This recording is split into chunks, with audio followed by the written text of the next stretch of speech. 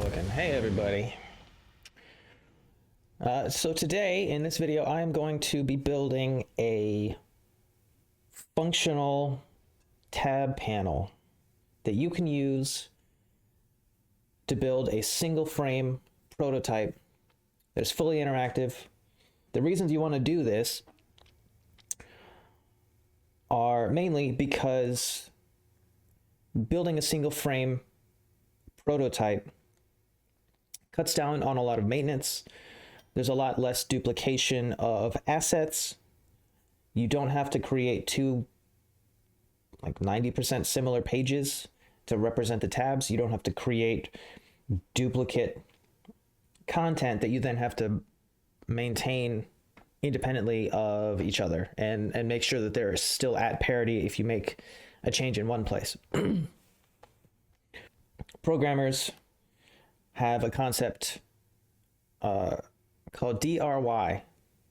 Well, I don't know if it's called DRY, but the acronym is DRY, and it stands for Don't Repeat Yourself. And that basically means if you build something once, don't build it again. There's no reason to. Just reuse what you have. And that means, well, in my case, lots of components. And the benefit of that is a drastic reduction in the amount of maintenance that you have to do. So I'm going to be building this interactive tab panel component that you can use in your prototypes to introduce interactivity into them while also reducing the amount of maintenance that you're going to have to do on this component or this element in your page. There are two main elements to a tab panel that we'll be talking about. I'm going to start with a tab bar, which means starting with the tabs. I tend to start with the most atomic elements, the smallest elements that I can, the most granular portions that I can. So I'm going to start by dragging out a text box, which is not right. I want a frame, and this will be tab. Inside of that, I will put a label. I may or may not spell it correctly. I will spell it correctly, it turns out. Center that. I want to center the label inside of it. I want to make this an auto layout and then center the label content inside of the auto layout. These tabs are going to be uniform width. I want it to be a fixed width. Let's say 150. That's a good width. Let's say 32 pixels. Knock this label down a little bit. Let's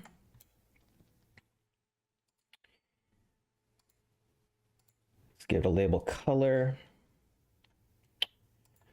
And I'm kind of designing this on the fly, so bear with me here. I'm going to make it fill the container. I'll give it a 12 pixel border or 12 pixel margin on either side, padding, I guess, really. And the reason I'm going to do that is so that if the label is super long, it will truncate. And that's how you do that. And then I'm going to turn this into a component by pressing Control-Alt-K on Windows or Command-Option-K on Macs. I'm not sure that's 100%. I could have just lied to you about that. Hopefully not. Okay. So now I've just made it a variant. I'm going to call this selected. This first one is false. Hold down Alt and click and drag to create another variant. This one will be true. And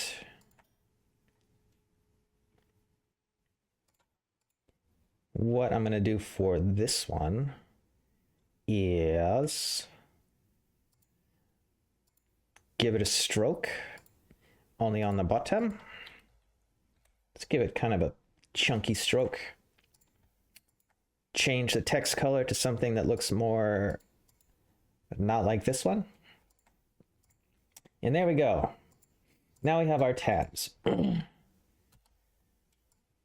So now that we have our tabs, the next thing that I'm going to do is copy these guys out of here, slap them in here, and I'm going to create a few in a line.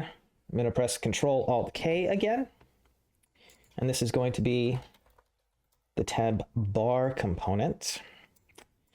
This will be the thing that actually sits on top of the tab panel. And so here we have our tab bar. This is not right. Don't do that. And I want these to be, oh, first thing, I want to make this an auto layout. And again, I don't want it to hug. I want it to be fixed width. I kind of prefer folder style tabs. What I'm going to do here also to differentiate these a little bit is I'm going to round off the top corners, if I can find where to do that in this interface that has changed. Boom. And boom. So now we have nice little rounded corners. I'm going to also make this not quite a white color. I'm going to make this slightly dimmer so that it kind of recedes into the background a little bit. And maybe what I'm going to do is I'm going to swap these colors. That's what I'm going to do. I'm going to make this brighter one the selected version, and then the darker one, non-selected version, so that it recedes into the background a little bit. And here we have our tab bar. I'm going to put several tabs in here. What I'm going to do is I'm going to make this one selected. I'm going to make this one not selected. First, I'm going to make it fixed height because I don't want it to hug the content, because I'm going to make the content wrap. Boom. So the content now wraps. And so when a tab falls off the edge, it ends up underneath. Then the next thing I'm going to do is I'm going to clip the content so that effectively when the tab falls off the edge, when there's not enough room for it, it disappears. All right, so now we have our tab panel here, which has the tab bar and then the tab content area. I'm going to make this an auto layout. That looks good. I'm going to give it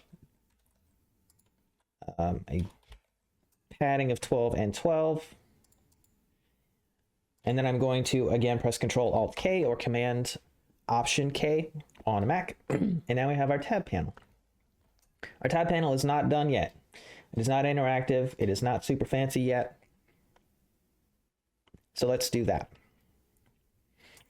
So let's go over here. Let's press F to go into frame creation mode. Drag out a frame. Doesn't matter. Doesn't need to be anything fancy. I like to put a text field inside. You don't have to. Make it an auto layout. That part is important. And then it resizes because Figma's kind of a dickhead. Replace me, and then make this a component as well. Boom. And I'm going to give this a background color. You don't have to, but I tend to because I want it to stand out for reasons that we'll get to in just a moment. Boom. Make that white. Now it's white, and now it is a replace me component. Aha! Take this guy, take a an instance of this guy, not this guy. Come over here to your tab panel content. Let's rename that to tab content. That makes more sense. You dickhead. Don't do that. And here we go. Now we have a replace me content, a replace me component inside of the tab content area. Let's go ahead and fill it and hug the contents. It's important to set it to, it's important to set the fit behaviors for the replace me content, how you're going to want the tab content to be set as well. And typically that is fill the width, hug the height. But it's up to you. Feel free to play around. Whatever you want to do is fine. Okay, so now we have this tab panel. And we have something called a replace me component. So before I go any further on the tab panel component, I'm going to come over here. I'm going to create some tab content. I'm going to make a frame. I'm going to paste some content into it. One thing that's important is for your actual tab content, this is going to be the tab content. So a few settings that you need to keep in mind here for the interactive tab panel to work properly is you need the content that you're going to be putting inside of it to be an auto layout. It needs to be a specific auto layout. Fixed width, hug the height. Typically you kind of want it to be you usually want it to be set that way because that's typically how you want the content to behave. Okay, make this a component.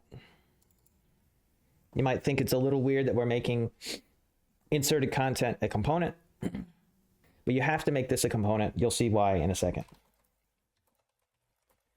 Make this tab 1 content. You don't have to call it tab 1 content. You can call it tab content. You can call it whatever. You could also just call it like tab content. And then over here, oops. If you want to, you can make a different variant. And you can say, this is tab 1. Make another version. That's tab 2. And so on. And so then at that point, tab 1 content makes no sense. So tab content. Okay. Now we have a tab panel, which is not finished. We still got more to do, but let's insert the content so that we can kind of understand why we're doing that or how we're doing that. And then we'll go in and we'll fill out the rest of the behaviors for the tab panel to make sure that it fully works and behaves how you might want. And we'll use this as our little tester. So the first thing that we need to do is we need to go over to the tab panel, select our replace me content, go up here to create instance swap property. Boom, click on that. Tab content. We're going to rename this. You'll see why in a bit. But we have create component property, name, tab content, value is replace me. That is the instance of the replace me component that I've made. And then create property. Boom. Now, if we come over here, we have tab content and we have this little drop down. So now what you do is you find your tab content component and you select it. Now we have our tab content inserted into a component. It is not set quite right for reasons that I don't quite get yet. We'll have to see what's going on. Oh, this is what's going on. Fill container, boom. Same with this one. We want this to be fill container. Okay, so now we have our tab content. Tab 1, I'm gonna go over here, tab 2. Label the content, that'll be important in a bit. I called this tab 1, this is really not tab 1, but it doesn't matter. This is tab content 1. And this is tab content 2. All right. So now we have our content, but this is still not interactive. If we run this, let me put this in a frame and then press OK, or press run. And here we go. Now we have our tab panel with our tab content in it. We're going to go over to the tab panel component, let's make a little more space for this, and we're going to make some more variants.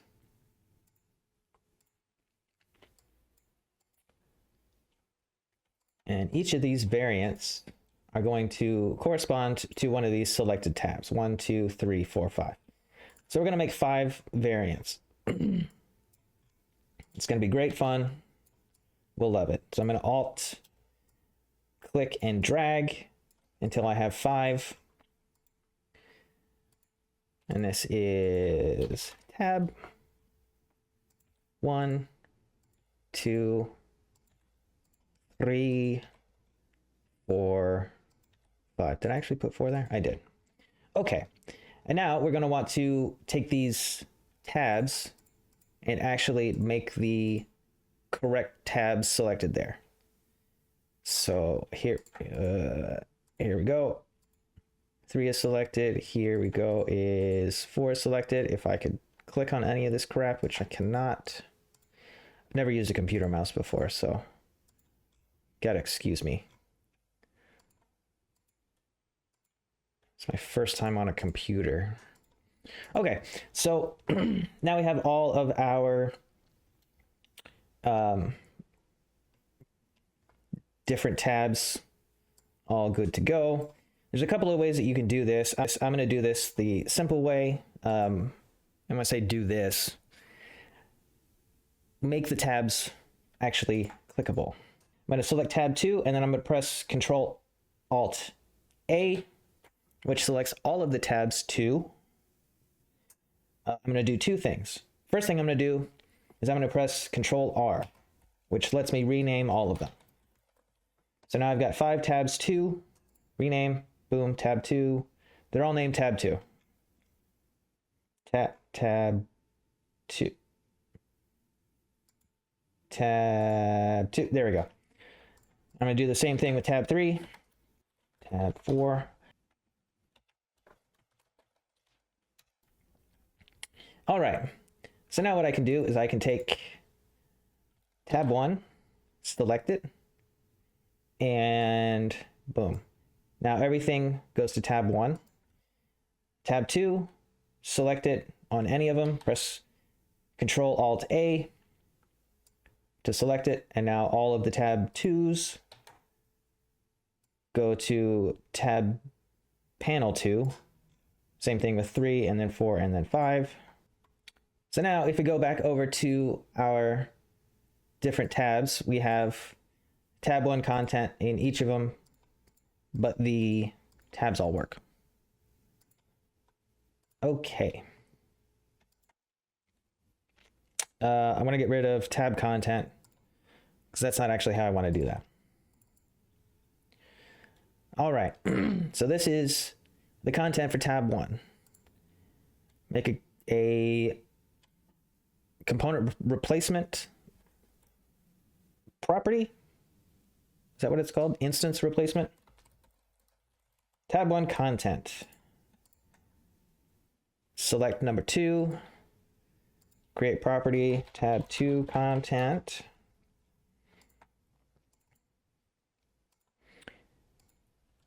Tab 3 content.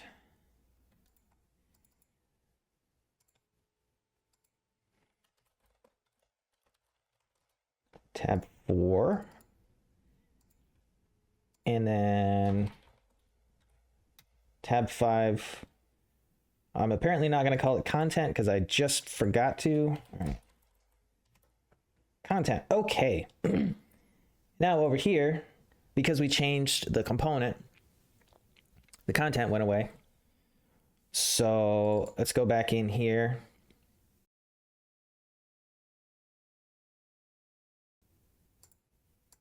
And what we see here is the selected tab, because the different replace me's only exist, like the tab 1 content only exists when the tab 1 is selected.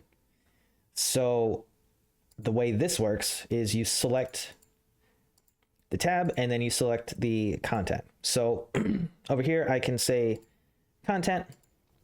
This is the tab 1 content. Oh, I need to make one more change. So let's make one more change. Over here, select the tab panel itself, the parent, not one of the variants. That's important. And come over here and press plus. Go to nested instances and go to replace me and select it. That's not going to do much here.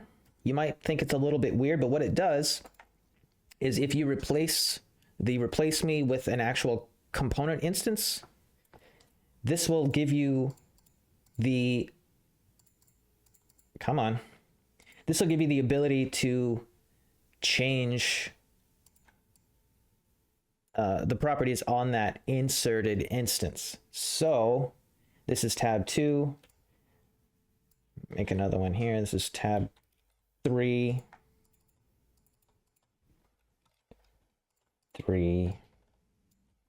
Nope. Sure, that's fine. Tab 3 is going to look super fancy with its multi-column, I don't know, business. 4. Tab content 4. And then tab content 5, just to make things interesting, is going to have, it's just going to be blue. Boom. Okay. So now over here, this is tab 1 content. Then I can change this to tab content, tab 2. Oh God. Switch to tab 3. Tab 3 is now going to be tab content of type tab 3. Select tab 4, same thing. Content for tab 4.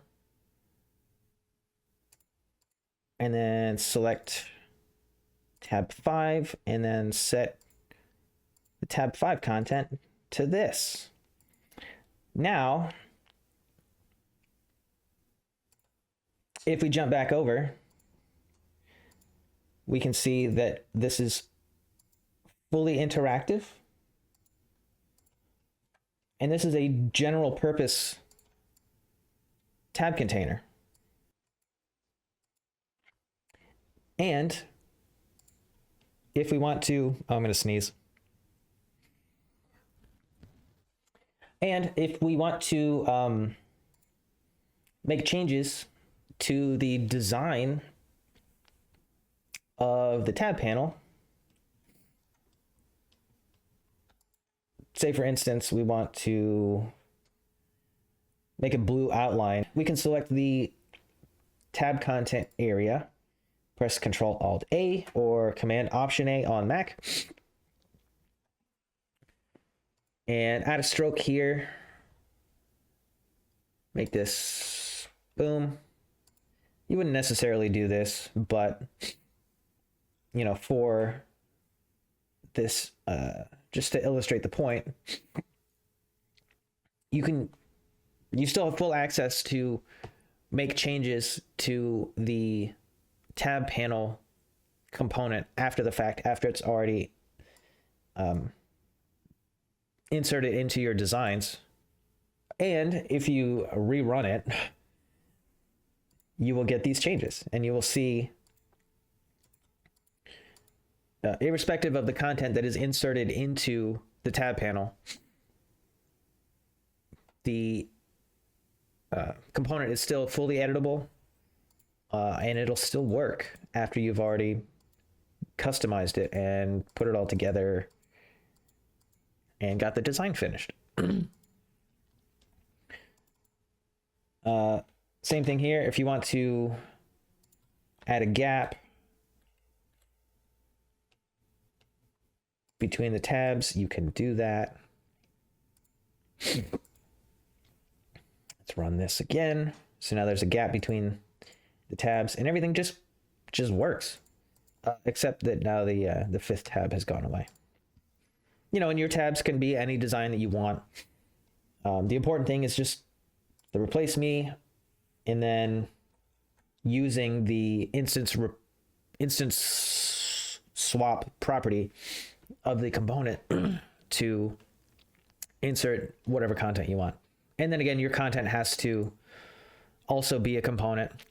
It has to be in an auto layout, otherwise it won't size properly. And then the behaviors are whatever you want. Typically, the behaviors that I have are a fixed width, because if it's a fixed width, it will inherit the behaviors from the replace me component. But I usually do a fixed width, and then I usually do a hug height on the component, on the content itself, and then also on the replace me component. You can feel free to experiment with any of this and kind of learn the quirks, because it is a little bit quirky. But that's it. A fully interactive tab panel component. It's reusable. You can insert whatever component, whatever content you want into it.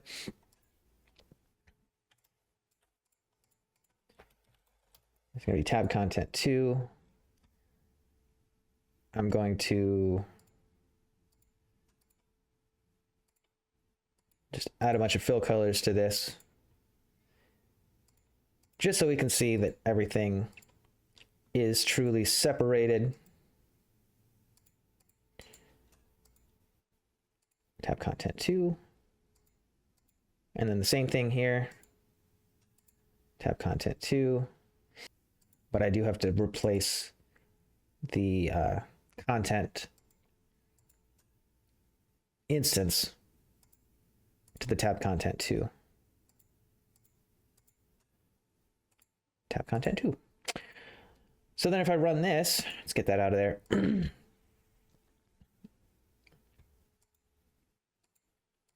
As you can see, these are totally separate.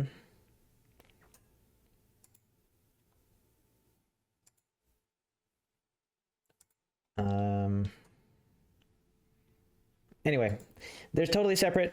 You can have as many instances as you want of the interactive tab component.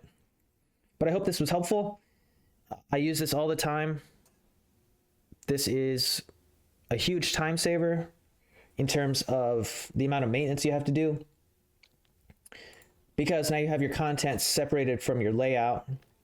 So if you need to make a change to the content inside of a tab, you don't have to mess around with or think about the presentation at all.